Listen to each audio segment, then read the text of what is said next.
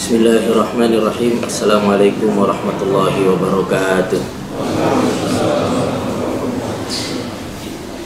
Innal hamdalillah nahmaduhu wa nasta'inuhu wa nastaghfiruh wa na'udzu billahi min syururi anfusina wa min sayyiati a'malina. May yahdihillahu fala mudhillalah wa may yudhlil fala hadiyalah. Asyhadu an la ilaha illallah wahdahu la syarikalah wa asyhadu anna Muhammadan abduhu wa rasuluh.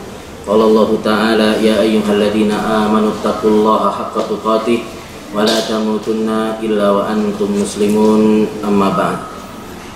Para jamaah yang dimuliakan oleh Allah, alhamdulillah kita bersyukur kepada Allah Subhanahu wa taala atas segala limpahan nikmat dan karunia yang Allah Subhanahu wa taala berikan kepada kita.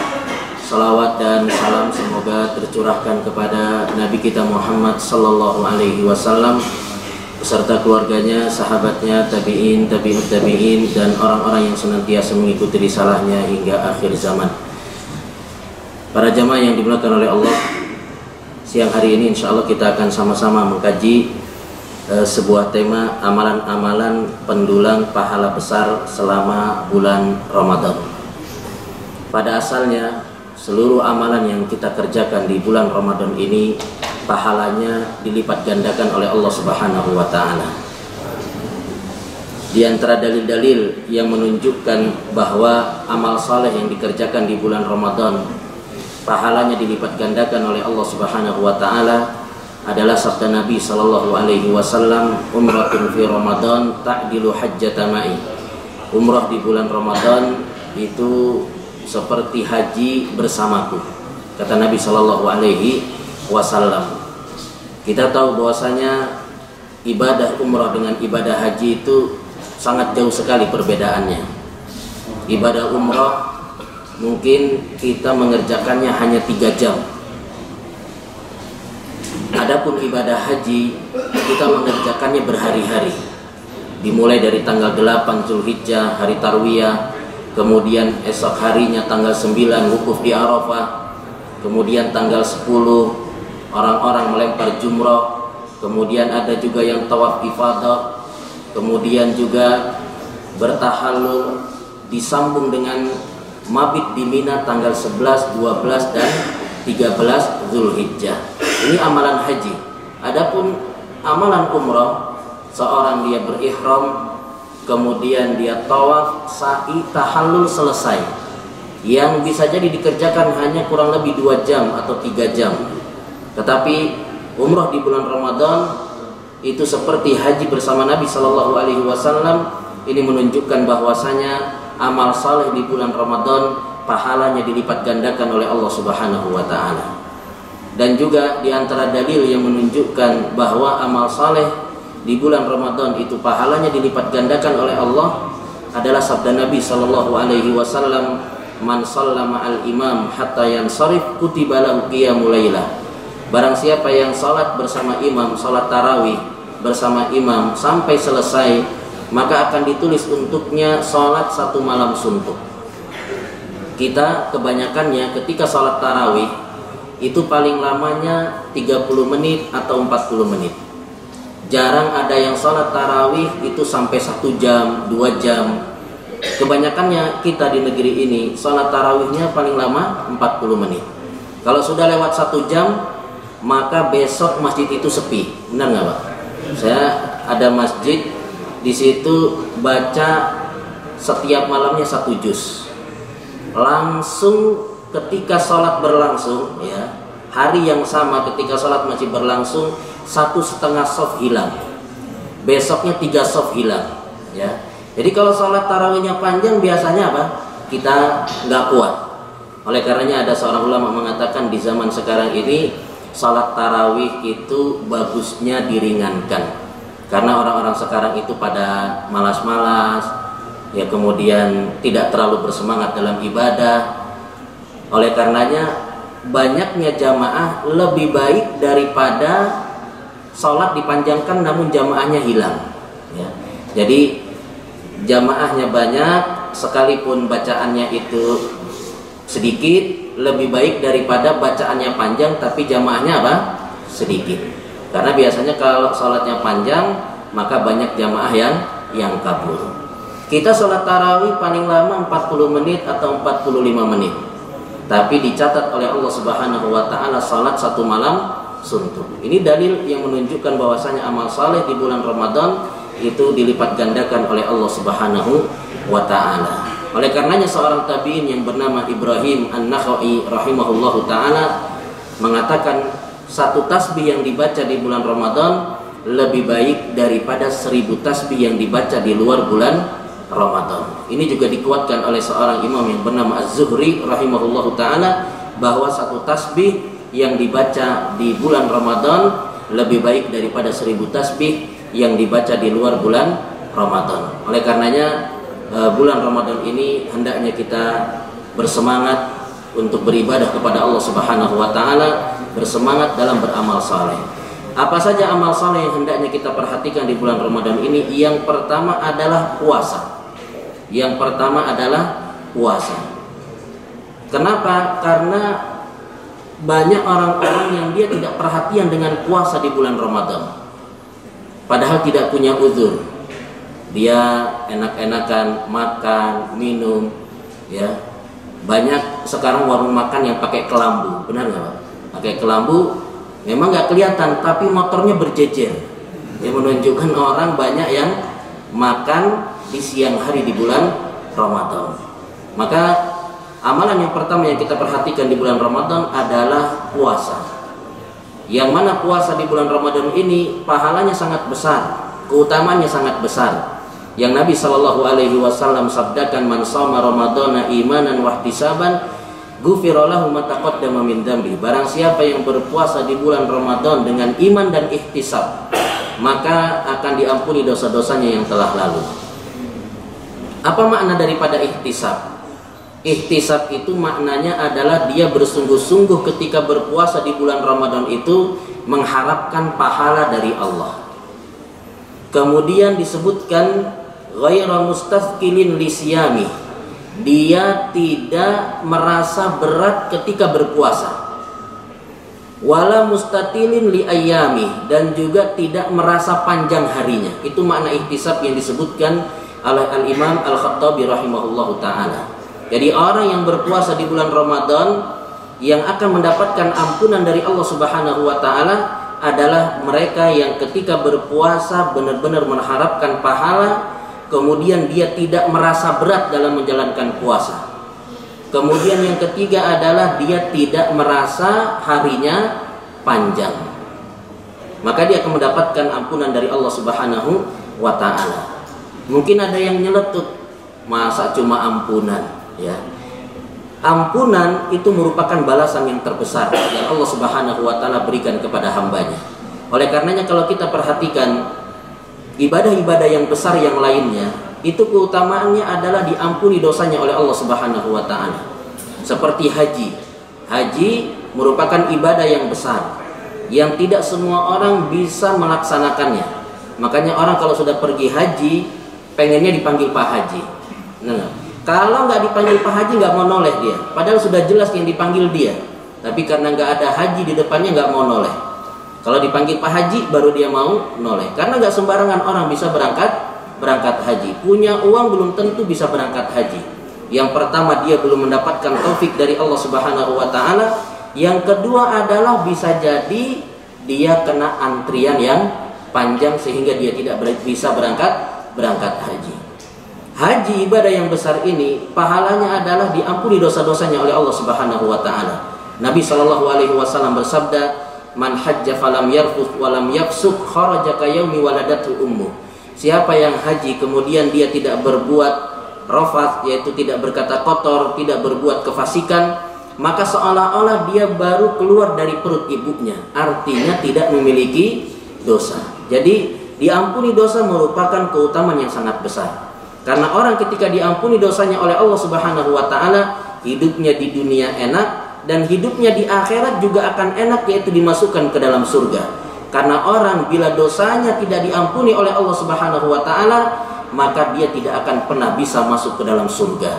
Oleh karenanya orang yang menyekutukan Allah Subhanahu wa taala, selama-lamanya dia tidak akan masuk ke dalam surga karena dosanya tidak diampuni oleh Allah Subhanahu wa taala. Sebagaimana Allah Subhanahu wa taala berfirman, "Innallaha la yaghfiru an yushraka bih wa yaghfiru ma duna dzalika liman yasha." Sesungguhnya Allah Subhanahu wa taala tidak akan mengampuni dosa syirik, dan Allah Subhanahu wa taala mengampuni dosa di bawah daripada kesyirikan atau selain daripada kesyirikan. Jadi diampuni dosa merupakan keutamaan yang sangat besar yang Allah Subhanahu wa taala berikan kepada hambanya. Oleh karenanya siapa yang tidak diampuni dosanya di bulan Ramadan merupakan orang yang sangat merugi, yang didoakan oleh malaikat Jibril dan diaminkan oleh Nabi Muhammad SAW. Ketika Nabi SAW naik ke atas mimbar, maka malaikat Jibril alaihissalam datang, syaqiyun abdun, ya, qul amin, ucapkanlah amin, wahai Muhammad, ucapkan amin. Yaitu siapa? Syaqiyun abdun, celaka seseorang, dakhala alaihi Ramadan summan salaf falam yukfarlah. Datang kepadanya bulan Ramadan, kemudian Ramadan berlalu dan dia tidak mendapatkan ampunan dari Allah Subhanahu wa ta'ala. Jadi orang-orang yang tidak mendapatkan ampunan dari Allah di bulan Ramadan ini, maka dia adalah orang yang sangat celaka, yang didoakan oleh malaikat Jibril alaihissalam seutama-utama malaikat dan diaminkan oleh sebaik-baik nabi, yaitu nabi kita Muhammad sallallahu alaihi wasallam. Maka hendaknya kita perhatian dengan puasa kita di bulan Ramadan. Terlebih puasa pahalanya itu tanpa batas. Yang disebutkan dalam hadis Nabi sallallahu alaihi wasallam bersabda, al-hasanah bi asyri amsalihah. Kebaikan itu dibalas oleh Allah Subhanahu wa taala dengan 10 kebaikan. Ila sab'i mi'ati difin, dilipat gandakan menjadi 700 kali lipat. Jadi rata-rata kebaikan itu ganjarannya adalah 10 kebaikan, kemudian dilipat gandakan menjadi 700 kali lipat. Illa saum, kata Allah, kecuali puasa, fa innahu li wa ana ajzi bihi. Puasa itu untukku dan aku sendiri yang akan membalasnya. Jadi pahala puasa merupakan pahala tanpa batas. Terlebih puasa itu juga disebutkan oleh para ulama terkumpul padanya 3 macam kesabaran. Orang yang berpuasa dia mengamalkan 3 macam kesabaran. Yang pertama sabar dalam menjalankan perintah, yang kedua sabar dalam meninggalkan perkara yang diharamkan, yang ketiga adalah dia sabar dalam menerima takdir Allah Subhanahu wa ta'ala. Dan kita tahu bahwasanya pahala sabar adalah pahalanya tanpa batas, sebagaimana Allah Subhanahu wa taala berfirman, innama yuwaffas sabiruna ajrahum bighairi hisab. Sesungguhnya Allah Subhanahu wa taala membalas orang-orang yang sabar dengan balasan tanpa batas. Namun pahala puasa yang besar ini bisa gagal kita dapatkan sekalipun kita berpuasa. Karena Nabi sallallahu alaihi wasallam bersabda, rubba shaimin laisa lahu min siyami illa al-ju'i wal 'atash. Bisa jadi ada orang-orang yang berpuasa namun dia tidak mendapatkan dari puasanya kecuali hanya lapar dan haus. Bisa jadi ada orang yang berpuasa, dia tidak mendapatkan dari puasanya kecuali hanya lapar dan haus. Siapa mereka yang gagal mendapatkan pahala puasa? Yaitu orang-orang yang ketika dia berpuasa dia masih banyak melakukan kemaksiatan kepada Allah. Dia masih suka berbohong, suka bergibah.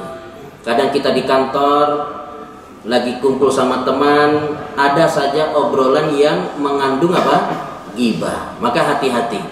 Kalau kita gibah di siang hari di bulan Ramadan ini menjadikan pahala puasa kita itu batal. Padahal tadi sudah kita sebutkan bahwasanya pahala puasa adalah pahalanya tanpa batas. Namun gara-gara kita gibah atau dusta atau maksiat-maksiat yang lainnya menjadikan kita gagal meraih pahala puasa tersebut. Nabi sallallahu alaihi wasallam bersabda, "Man lam yada qaulaz zur wal amala bih, falaisa lillahi hajatun fi ayyada ta'amahu wa syarabahu." Barang siapa yang tidak meninggalkan perkataan maupun perbuatan yang haram, maka Allah Subhanahu wa taala tidak butuh kepada dia meninggalkan makan dan minumnya. Ini amalan yang pertama di bulan Ramadan, yaitu puasa. Amalan yang kedua yang sebenarnya ini lebih penting di bulan Ramadan kita perhatikan, yaitu sholat 5 waktu. Jangan sampai ada orang dia berpuasa di bulan Ramadan tapi dia tidak mengerjakan sholat 5 waktu. Jangan sampai dia mengerjakan sholat tarawih yang hukumnya sunnah tapi dia tidak mengerjakan sholat 5 5 waktu. Salat 5 waktu ini lebih penting. Khawatirnya ada orang yang dia puasa di bulan Ramadan dan juga salat tarawih di malam hari di bulan Ramadan, tapi dia tidak mengerjakan salat 5 waktu, maka amalan yang dia kerjakan itu menjadi sia-sia. Maka salat 5 waktu ini yang paling penting, yang hendaknya kita perhatikan, karena kita tahu bahwasanya salat 5 waktu, siapa yang meninggalkannya diperselisihkan oleh para ulama akan keislamannya. Jadi siapa yang meninggalkan salat 5 waktu diperselisihkan oleh para ulama akan apa? Keislamannya. Kemudian yang berikutnya, amalan yang hendaknya kita perhatikan di bulan Ramadan adalah salat malam atau salat tarawih. Yang tadi sudah kita sebutkan dalilnya, man shalla ma'al imam hatta yansarif kutiba lahu qiyamul lailah. Barang siapa yang salat bersama imam sampai selesai, maka akan ditulis untuknya salat 1 malam suntuk. Jadi usahakan kalau kita salat tarawih berjamaah, jangan pulang sebelum selesai. Jangan kita pulang ketika sudah dapat 8 rakaat misalkan. Kita mau witir di rumah supaya nanti bisa mengerjakannya lebih khusyuk di malam hari, di sepertiga malam yang terakhir. Kita lebih baik tunggu sholat witir bersama imam sampai selesai, ya, baru kita pulang, karena akan ditulis untuk kita sholat 1 malam suntuk. Kalau kita ingin mau mengerjakan sholat sunnah lagi di sepertiga malam yang terakhir, maka diperbolehkan, silahkan, namun jangan kita tutup lagi dengan witir, karena tidak ada 2 witir dalam satu malam. Jadi kalau kita sudah sholat bersama imam, berapapun jumlah rakaatnya, misalkan kita mengambil pendapat yang 11 rakaat, kemudian kebetulan kita berada di masjid yang mengerjakan tarawih 23 rakaat, maka kita tetap di situ mengerjakan sampai imamnya selesai. Jangan kita ambil 3 rakaat kemudian kita pulang, karena kita punya pendapat yang lebih utama, yaitu sholatnya 11 rakaat. Kalau kita berada di masjid yang ternyata berbeda dengan keyakinan kita atau ilmu yang kita pelajari selama ini, maka hendaknya kita tetap, ya, sholat bersama imam sampai selesai, sekalipun dikerjakannya adalah 23 rakaat, karena masalah jumlah sholat malam atau sholat tarawih ini masalah yang diperselisihkan oleh para ulama. Kemudian keutamaan yang lain daripada sholat tarawih, atau lebih khususnya adalah sholat malam, bahwasanya sholat malam itu merupakan seutama-utama sholat, yang disebutkan oleh Nabi Shallallahu Alaihi Wasallam, afdolus sholat ba'dal faridati sholatul lail. Seutama-utama sholat setelah yang fardu adalah sholat malam. Dan juga Nabi Shallallahu Alaihi Wasallam mengatakan, alaikum biqiyamil lail, fa innahu da'bus salihina qablakum. Hendaknya kalian mengerjakan salat malam, karena salat malam itu merupakan kebiasaan daripada orang-orang soleh sebelum kalian. Wa qurbatun ilallahi ta'ala. Salat malam itu sebagai bentuk usaha kita mendekatkan diri kepada Allah Subhanahu wa ta'ala. Wa manhatun anil itsm, yang mana salat malam itu bisa mencegah kita daripada berbuat dosa. Wa takfirun lisayyi'at, kemudian juga dapat menggugurkan dosa-dosa. Wa matradatun lidda'i anil jasad, dan juga salat malam itu diantara keutamaannya adalah bisa mengusir penyakit dari tubuh kita. Ini diantara keutamaan daripada salat malam. Pentingnya salat malam, sehingga salat malam ini lebih dulu diperintahkan oleh Allah Subhanahu wa ta'ala kepada Nabi Shallallahu Alaihi Wasallam daripada salat 5 waktu. Jadi sebelum salat 5 waktu disyariatkan, Allah Subhanahu wa ta'ala sudah perintahkan Nabi Shallallahu Alaihi Wasallam untuk salat malam. Sebagaimana dalilnya Allah Subhanahu wa ta'ala berfirman, ya ayyuhal muzammil qumil laila illa qalila. Wahai orang yang berselimut, bangunlah untuk salat malam. Yang kita tahu bahwasanya surat Al-Muzammil ini turunnya kepada Nabi Shallallahu Alaihi Wasallam di awal-awal Islam. Adapun salat 5 waktu baru turun ketika Nabi Shallallahu Alaihi Wasallam sudah hendak hijrah ke Madinah. Maka hendaknya kita perhatian dengan salat malam. Terlebih salat malam itu adalah waktu di mana kita berkhalwat atau berdua-duaan dengan Allah Subhanahu wa ta'ala. Jadi bagusnya sholat malam selain daripada bulan Ramadan itu kita kerjakan sendirian, tidak usah berjamaah dengan keluarga, tidak usah bangunkan istri dulu. Kita sholat malam dulu untuk melatih diri kita berdua-duaan dengan Allah Subhanahu wa taala. Sebagaimana disebutkan oleh Ibnu Rajab Al-Hanbali rahimahullahu taala bahwasanya sholat malam adalah sebagai bentuk persiapan seseorang untuk berdua-duaan dengan Allah sebelum dia nanti berdua-duaan dengan Allah di alam kuburnya. Maka orang yang tidak punya persiapan sholat malam ketika di dunia, dia akan kesusahan dan kerepotan nanti ketika meninggal dunia. Berada di alam kubur sendirian, gelap, maka dia akan kerepotan dan kesusahan kalau dia tidak punya kebiasaan untuk sholat malam berkhalwat berdua-duaan dengan Allah Subhanahu wa ta'ala. Maka ini amalan yang hendaknya kita perhatikan.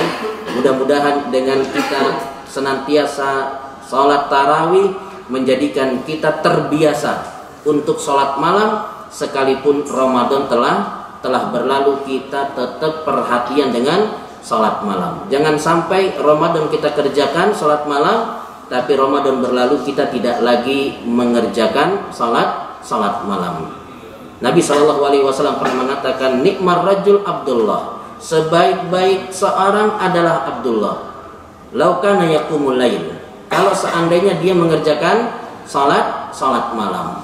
Maka kita berusaha untuk menjadi sebaik-baik orang dengan kita mengerjakan dan perhatian dengan sholat malam. Kemudian yang berikutnya, amalan yang berikutnya yang hendaknya kita perhatikan di bulan Ramadan adalah membaca Al-Quran.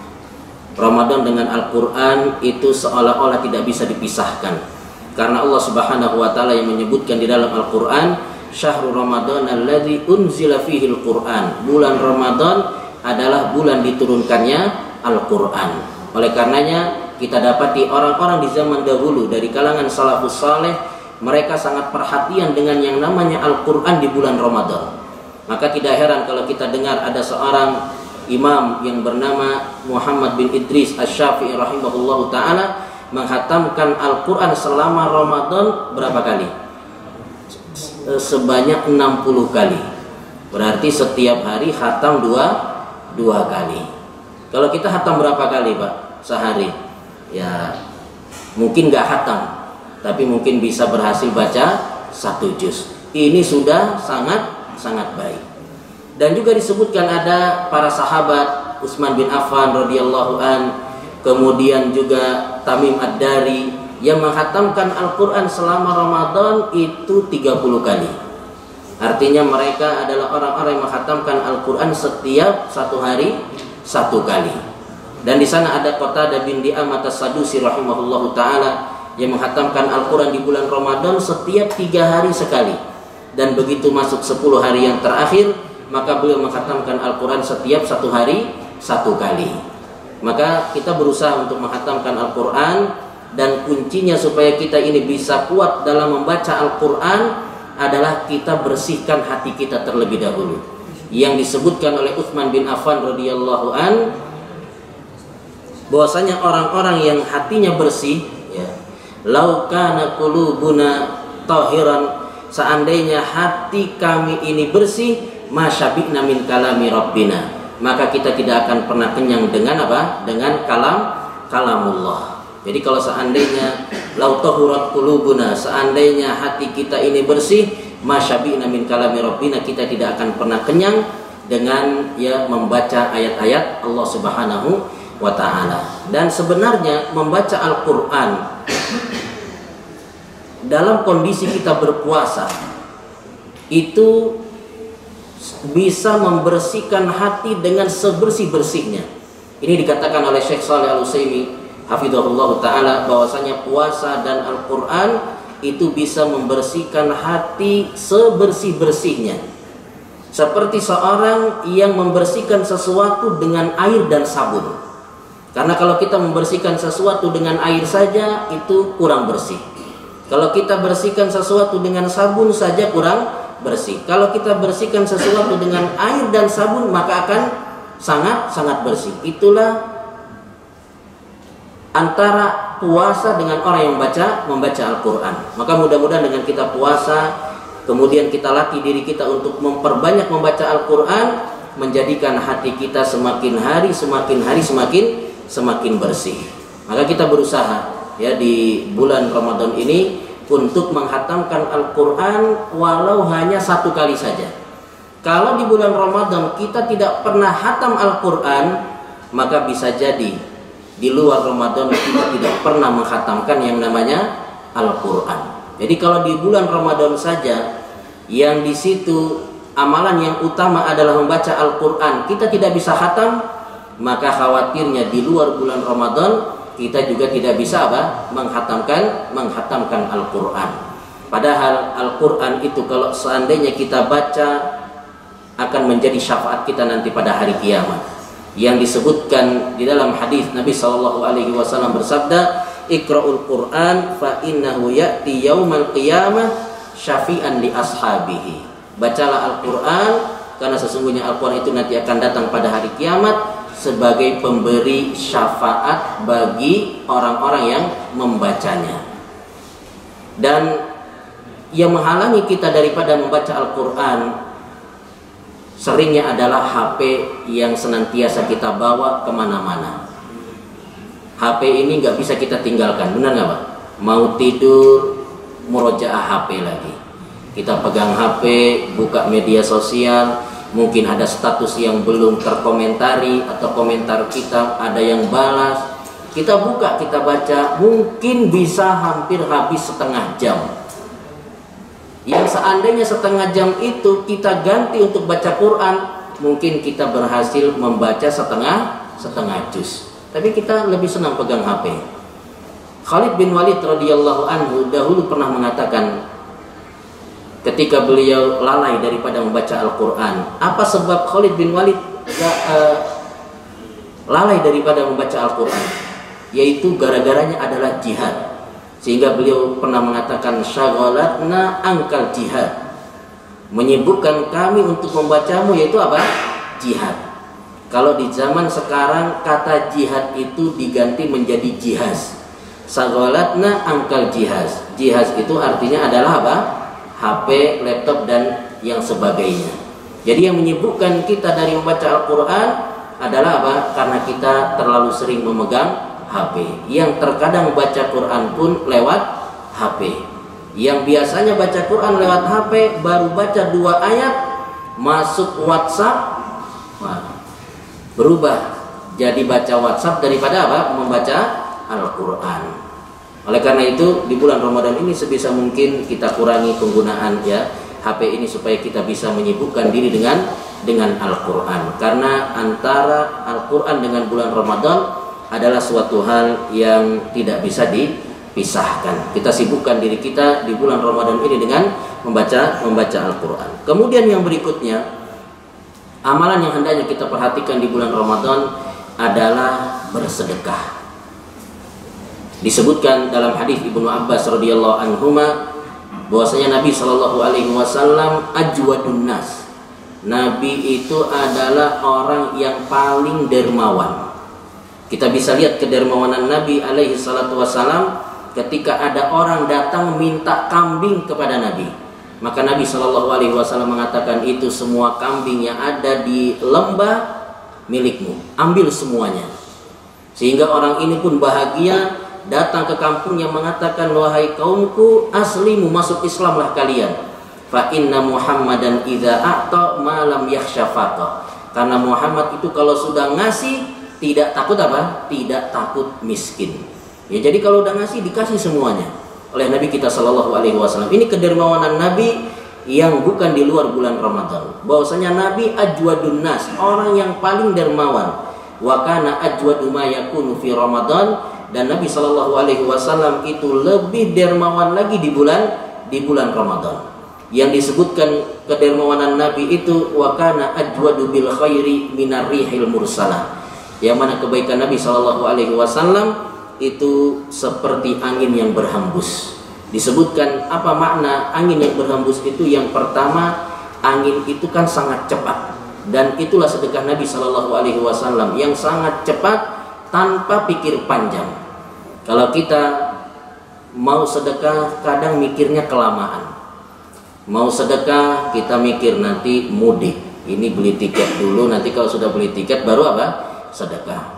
Mau sedekah lagi, nanti lebaran itu harus ada ketupat, rendang, opor, sebab.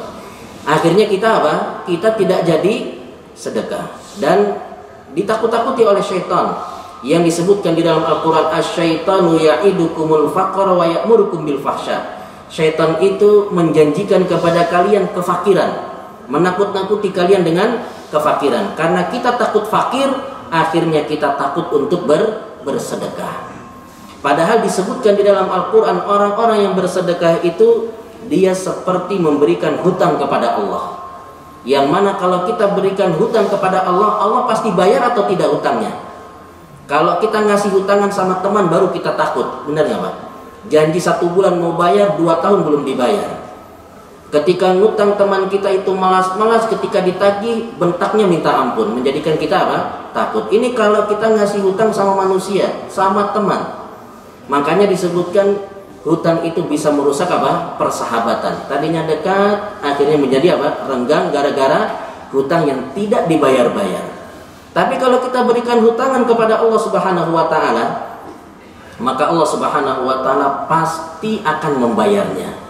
Pasti akan dibayar oleh Allah. Artinya sedekah yang kita keluarkan pasti akan diganti oleh Allah Subhanahu wa taala. Dan terkadang ganti yang Allah Subhanahu wa taala berikan itu lebih besar. Namun kadang kita masih takut untuk bersedekah, padahal orang-orang yang bersedekah sudah pasti akan diganti oleh Allah Subhanahu wa taala. Makanya disebutkan dalam hadis bahwasanya iman dan bakhil itu tidak pernah menyatu di dalam hati. Iman dan bakhil, pelit, tidak akan pernah menyatu di dalam hati seorang hamba. Kenapa? Karena dia tidak mau bersedekah karena iman dia yang kurang, bahwasanya apa yang dia keluarkan pasti akan diganti oleh Allah Subhanahu wa taala. Bahkan disebutkan dalam hadis ada 2 malaikat yang turun setiap pagi. Yang satunya berdoa, Allahumma ti munfiqan khalafa, ya Allah berikanlah ganti kepada orang-orang yang berinfak. Jadi kita ini kadang kebanyakan mikir sehingga kita tidak jadi sedekah. Yang kedua, sifat asli manusia itu adalah orang yang sangat cinta kepada harta. Ini yang Allah Subhanahu wa taala sebutkan di dalam Al-Qur'an, wa tuhibbunal mala hubban jamma. Bahwasanya orang-orang itu dia sangat mencintai harta. Wa innahu lihubbil khairi lasyadid. Bahwasanya orang itu sangat sekali apa? Cinta kepada hartanya. Karena cinta kepada harta, maka dia takut untuk bersedekah. Kemudian yang kedua, maksud daripada sedekah Nabi itu lebih baik daripada angin yang berhembus adalah bahwasanya sedekah Nabi itu adalah hal-hal yang bermanfaat. Seperti angin yang berhembus itu memberikan manfaat kepada manusia, itulah sedekah daripada Nabi kita sallallahu alaihi wasallam. Dan kita berusaha untuk senantiasa bersedekah dalam kondisi lapang maupun dalam kondisi susah. Dalam kondisi lapang maupun dalam kondisi susah. Kalau dalam kondisi lapang orang sedekah itu mudah. Kalau kita seandainya punya uang 2 miliar, sedekah 10 juta itu ringan atau berat Pak? Ringan. 10 juta masih ada 1 M lebih ya. Tapi kalau kita punya uang 200.000 mau sedekah 100.000, berat atau ringan? Beratnya minta ampun ya. Maka kita latih diri kita. Ini memang berat ya. Bersedekah di saat kita lagi bokek, lagi nggak punya uang ya, lagi tipis-tipisnya dompet, kita sedekah, ini adalah perkara yang sangat berat. Makanya balasannya pun apa? Besar. Oleh karenanya disebutkan dalam sebuah hadis tentang seorang ahli ibadah yang disebutkan oleh Nabi Shallallahu alaihi wasallam. Dia sudah ibadah selama 60 tahun. Kemudian ada pezina yang menggoda dia dan dia pun tergoda. Akhirnya dia berzina dengan pezina ini selama 6 hari. Ketika 6 hari akhirnya dia tersadar dan bertobat kepada Allah Subhanahu wa taala. Maka dia pun pergi meninggalkan tempat ibadahnya karena dia malu. Ketika dia pergi dia kelaparan. Ketika dia lapar, ada yang ngasih dia sepotong roti. Ketika dia mau makan roti tersebut, dia lihat ternyata ada 2 orang yang juga kelaparan. Akhirnya roti tersebut diberikan kepada dua orang ini yang dia menganggap bisa jadi orang ini dia lebih lapar daripada saya, sehingga dia lebih berhak terhadap roti ini. Padahal dirinya juga apa? Lapar, dan tidak ada roti lain yang dia bisa berikan kepada orang tersebut kecuali apa yang ada dalam tangannya. Maka dia berikan. Ketika dia berikan, Allah Subhanahu wa ta'ala mengutus malaikat. Wahai malaikat, coba hitung amalan dia selama 60 tahun bandingkan dengan zina dia selama 6 hari. Mana yang lebih besar? Ketika dihitung-hitung oleh malaikat, ternyata zina dia selama 6 hari lebih besar daripada amalan yang dia kerjakan selama 60 tahun. Kemudian disuruh lagi malaikat ini oleh Allah Subhanahu wa ta'ala, coba hitung zina dia selama 6 hari dengan sedekah roti dia pada hari ini. Ketika dihitung, ternyata sedekah dia dari roti itu lebih besar daripada zina dia selama apa? 6 hari. Ini menunjukkan bahwasanya amalan yang dikerjakan meskipun itu sedikit dan singkat bisa lebih besar daripada amalan yang kita kerjakan selama apa? Selama bertahun-tahun. Bayangkan 60 tahun dia beribadah, tidak bisa mengimbangi apa?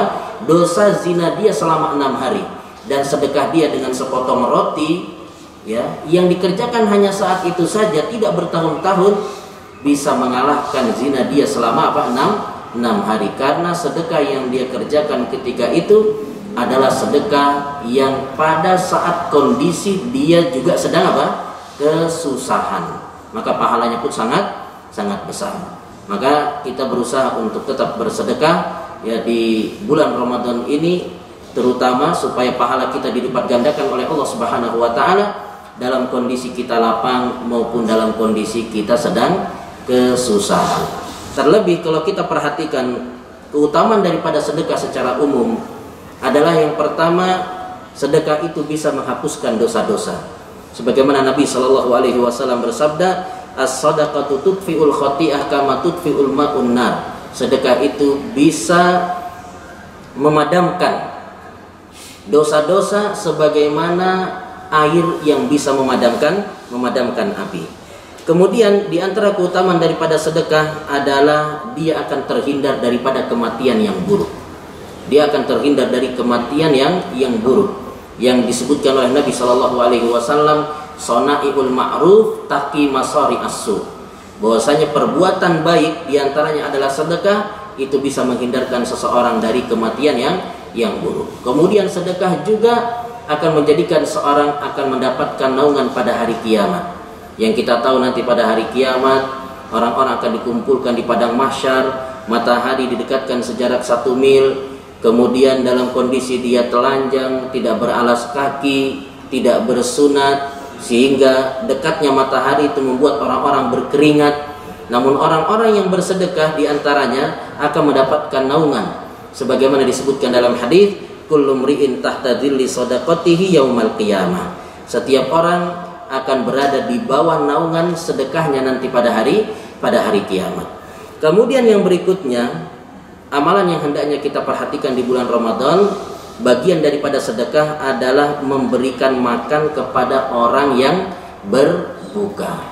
Memberikan makan atau memberikan takjil kepada orang-orang yang berbuka puasa.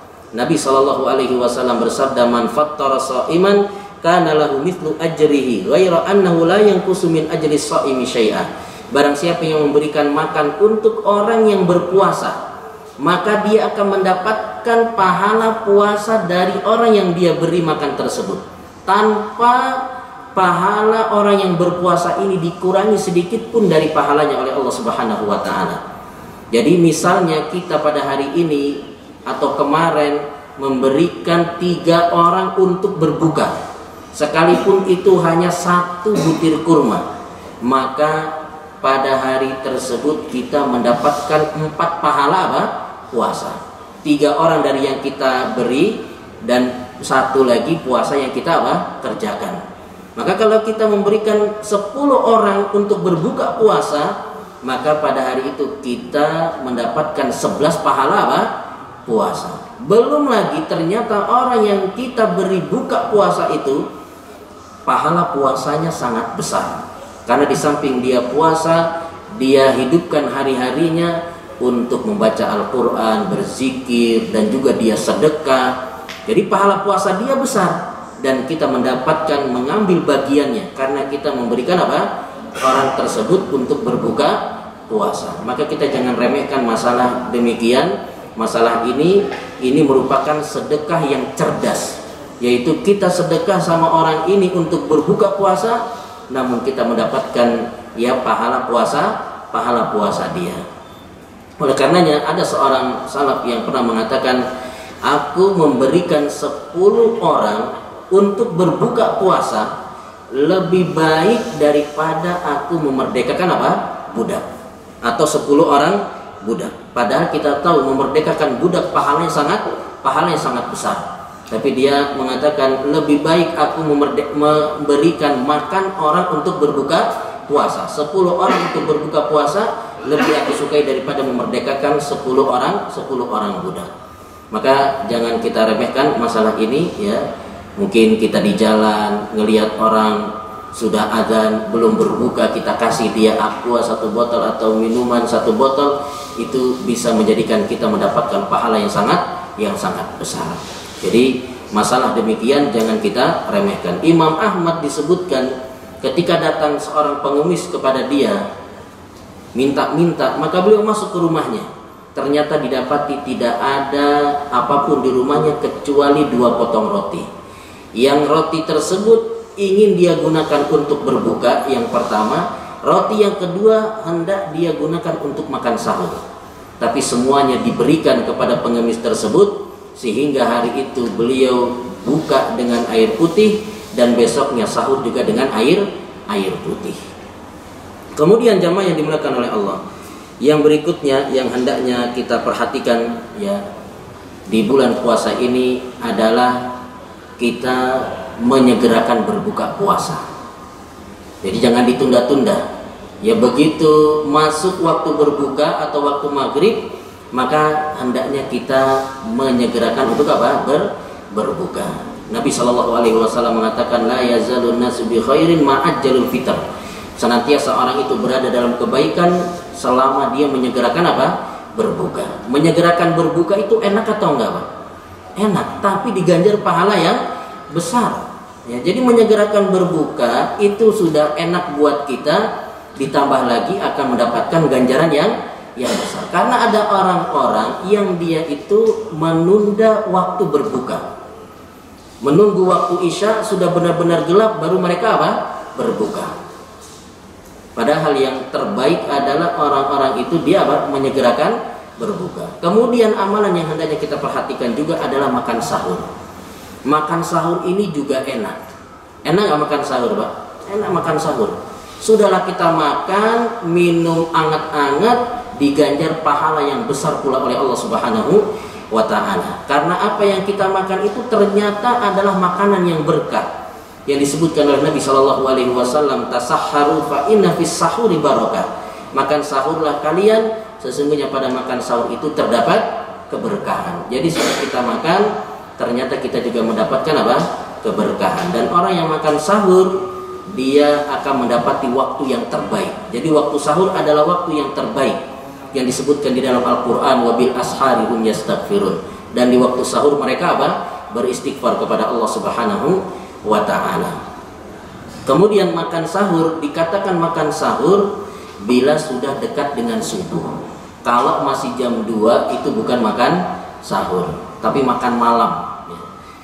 Jadi kita makan sahur dikatakan sahur itu karena apa? Karena dia dekat dengan subuh. Dan Nabi SAW disebutkan makan sahurnya itu jarak antara adzan dengan makan sahurnya Nabi itu 50 ayat. Ya, jadi kalau kita baca Quran 50 ayat itulah waktu di mana Nabi SAW makan sahur. Jadi kurang lebih 10 menit atau 15 menit sebelum azan itu adalah waktu yang terbaik untuk makan sahur. Jadi kalau berbuka disuruh untuk dipercepat, adapun sahur diperintah untuk kita apa? Akhirkan.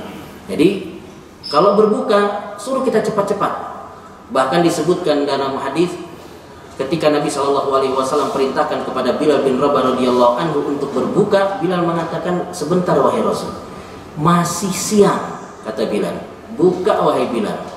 Maka Bilal pun berbuka. Disebutkan memang ketika itu matahari kalau kita lihat sudah terbenam. Tapi seandainya kalau ada orang naik ke atas onta, dia lebih tinggi lagi, dia akan melihat matahari itu belum apa?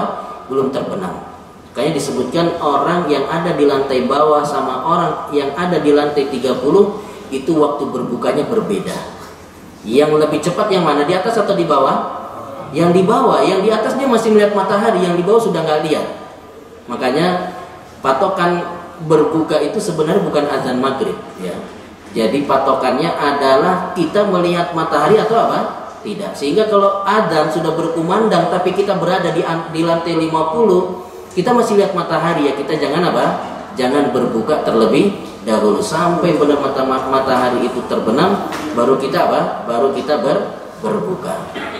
Ya, khawatirnya nanti mau buka langsung apa? Turun. Ya nggak masalah kalau dia sudah turun, ya dia berarti sudah dapat waktu untuk apa? Berbuka.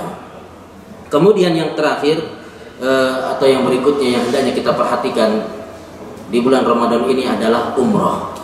Seandainya kita punya dana, punya uang, kita berangkat apa? Umroh. Tadi sudah disebutkan dalilnya, umroh di bulan Ramadan itu seperti haji bersama Nabi Shallallahu Alaihi Wasallam. Kemudian di antara amalan yang hendaknya kita perhatikan adalah iktikaf, dan ini nanti dikerjakan 10 hari terakhir ya di bulan Ramadan. Dan iktikaf itu adalah kita memutus hubungan dengan makhluk, menyambung koneksi dengan Allah Subhanahu wa Ta'ala. Karena banyak orang-orang itu iktikaf tapi masih suka ngobrol daripada baca apa? Al-Quran. Benar nggak Pak?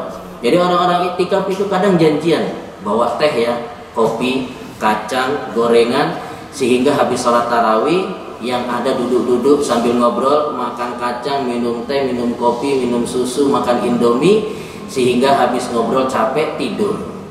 Maka iktikaf itu disebutkan adalah dia memutus hubungan dengan makhluk dan menyambung koneksi dengan Allah Subhanahu wa Ta'ala. Kemudian yang terakhir, amalan yang hendaknya kita perhatikan adalah membayar zakat fitrah atau zakat fitri. Mana yang benar, zakat fitrah atau zakat fitri? Ya.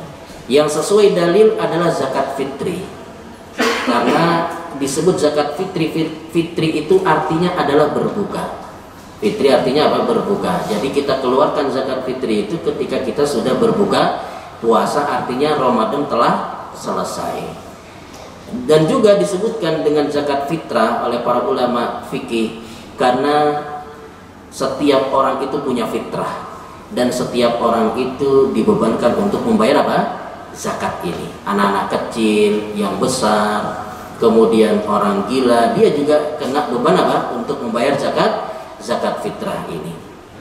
Dan disebutkan oleh Ibnu Abbas radhiyallahu anhuma, farada Rasulullah sallallahu alaihi, dari Ibnu Abbas ya radhiyallahu anhuma, farada Rasulullah sallallahu alaihi wasallam zakatal fitri tuhratan lis-sha'i minal lagwi war rafath wa tu'matan lil masakin. Nabi sallallahu alaihi wasallam mewajibkan zakat fitri sebagai apa? Sebagai tuhratan lis-sha'im, pensuci bagi orang-orang yang berpuasa dari lagu, perbuatan dia yang sia-sia selama Ramadan, dan juga perkataan-perkataan yang kotor yang dia ucapkan ketika bulan Ramadan. Jadi mungkin di bulan Ramadan ini banyak hal yang sia-sia yang kita kerjakan. Dengan zakat fitri itu apa? Bisa menghapusnya, bisa mensucikannya. Kemudian juga tujuan daripada zakat fitri itu adalah tu'matan lil masakin, yaitu untuk memberikan makan kepada orang-orang miskin. Maka ini yang hendaknya kita perhatikan, dan zakat fitri ini disebutkan paling lambatnya dikeluarkan adalah 2 hari sebelum Ramadan berakhir. Maka kalau kita sekarang sudah mengeluarkan zakat fitri, disebutkan itu bukan dinamakan sebagai zakat fitri. Jadi kalau sejak awal Ramadan kita sudah bayar zakat fitri, itu tidak disebut dengan zakat fitri. Disebut zakat fitri karena apa? Karena sesuai dengan namanya, yaitu berakhirnya apa? Puasa di bulan Ramadan. Maka kita keluarkannya pun di akhir daripada bulan Ramadan. Dan paling lambatnya atau dimajukannya adalah 2 hari sebelum hari raya Idul Fitri. Dan Kalau kita keluarkan zakat fitri ini setelah puasa, setelah sholat id, maka itu tidak dianggap sebagai zakat, tapi dianggap sebagai sedekah biasa, dan orang tersebut akan berdosa. Maka hendaknya kita perhatian dengan masalah-masalah ini. Demikian yang bisa disampaikan pada kesempatan siang hari ini. Mudah-mudahan apa yang disampaikan ini bermanfaat bagi kita semua. Mungkin sebelum ditutup ada yang bertanya?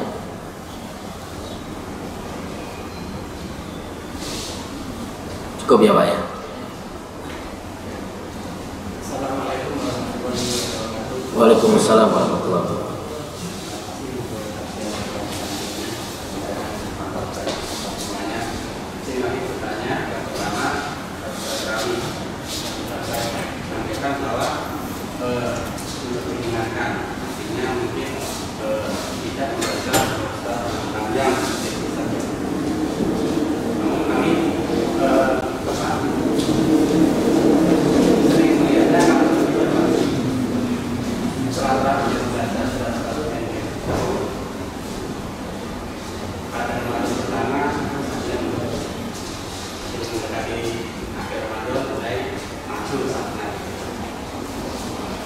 Ada yang membaca dengan surat-surat yang panjang dari Ramadan pertama hingga Ramadan sampai selesai, itu saatnya hampir masih tetap.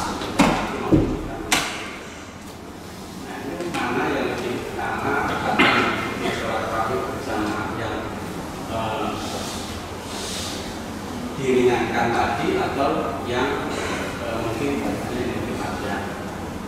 Kemudian yang kedua, dalam bulan Ramadan untuk memperbanyak amal-amal ibadah sunat lainnya, serta tilawah Quran dan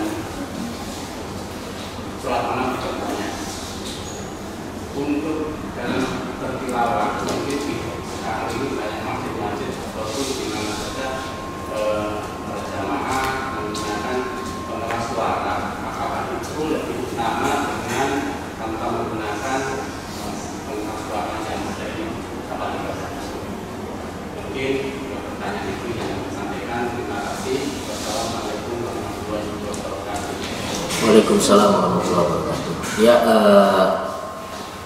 memang kalau kita lihat, perhatikan soft di dalam masjid itu rata-rata memang mengalami kemajuan ya. Artinya semakin kesini Ramadan semakin mengalami apa? Kemajuannya. Tadinya penuh, akhirnya menjadi sepi. Maka mana yang kita pilih? Yang pertama hendaknya yang kita pilih adalah masjid yang dekat dengan rumah kita. Kemudian yang kedua adalah masjid yang kita di situ nyaman mengerjakan sholatnya. Artinya kalau kita nyaman dengan bacaan yang panjang, bacaan yang tartil, maka itulah masjid yang kita pilih untuk mengerjakannya. Artinya beda-beda juga orang dalam mengerjakan ya sholat tarawih. Artinya dia tidak terlalu cepat juga. Artinya kadang bacaannya mesti rokaat kedua kulhu misalkan. Nah, ini terlalu cepat. Artinya sholat itu tidak terlalu panjang, sejuz, 2 juz dalam satu malam ya. Wallahu ta'ala alam, ya kita pilih masjid yang dia rame dan bacaannya menyenangkan kita. Kemudian yang kedua, masalah membaca Al-Quran. Baca Al-Quran yang terbaik adalah yang tidak memakai pengeras suara. Adapun yang memakai pengeras suara, ya terkadang mereka juga bacaannya itu bergantian. Kalau baca Quran itu dengan bergantian berarti dia tidak menghatamkan Al-Quran. Kalau bergantian habis baca satu halaman, kemudian halaman berikutnya dibaca sama temannya, maka berarti dia tidak menghatamkan Al-Quran. Yang terbaik dia baca sendiri ya. Kemudian juga tidak perlu menggunakan pengeras suara. Khawatirnya ketika menggunakan pengeras suara bisa mengganggu orang-orang yang ada di sekitar daripada masjid. Demikian yang bisa disampaikan. Wallahu ta'ala alam. Kita akhiri dengan doa kafaratul majelis. Subhanakallahumma bihamdik, asyhadu an la ilaha illa anta, astaghfiruka wa atubu ilaik. Wassalamualaikum warahmatullahi wabarakatuh.